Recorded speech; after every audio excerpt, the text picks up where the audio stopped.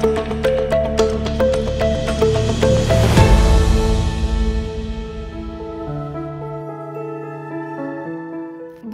গাভাস্কার ট্রফির চতুর্থ টেস্ট পর্যন্ত অস্ট্রেলিয়ার ব্যাটসম্যানদের সবচেয়ে ভোগাচ্ছেন ভারতের তারকা পেসার জশপ্রীত বুমরা। প্রথম 4 ম্যাচে 30টি উইকেট শিকার করে সিরিজের সর্বোচ্চ উইকেট শিকারী হয়ে উঠেছেন তিনি। সিরিজে ভারতের মোট উইকেটের 44.78% এসেছে বুমরার হাত ধরে।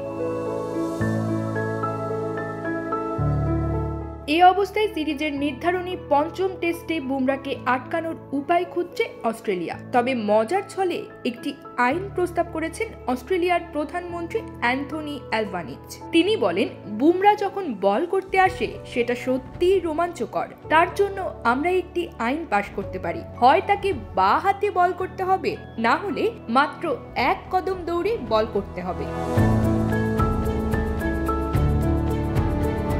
গতকাল রাতে নতুন বছর উপলক্ষে সিডনির কিরিবিলি হাউসে আয়োজিত এক নৈশভোজে এই মন্তব্য করেছেন অ্যালবানিজ। সেখানে ভারত ও অস্ট্রেলিয়া দলের খেলোয়াড় ও কর্মকর্তাদের আমন্ত্রণ জানানো হয়। অ্যালবানিজের বুমরাকে নিয়ে এই মজার কথা শুনে উপস্থিত সবাই হেসে ওঠেন। প্রতি বছরের 1 জানুয়ারি অস্ট্রেলিয়ার প্রধানমন্ত্রী স্বাগতিক ও সফরকারী দলকে আমন্ত্রণ জানানোকে রেওয়াজ হিসেবে ধরে নিয়েছেন। এবারও তার ব্যতিক্রম হয়নি। নৈশভোজে অংশ নেন ক্রিকেট অস্ট্রেলিয়ার চেয়ারম্যান মাইক বেয়ার্ড, বিদায়ী প্রধান নির্বাহী নিক হকলি এবং তার স্থলাভিষিক্ত টড গ্রিনবার্গ। আগামীকাল ভোরে সিডনিতে শুরু হবে সিরিজের শেষ ও পঞ্চম টেস্ট। বুমরাকে আটকানোর কৌশল কতটা কাজে আসে সেটিই এখন দেখার বিষয়।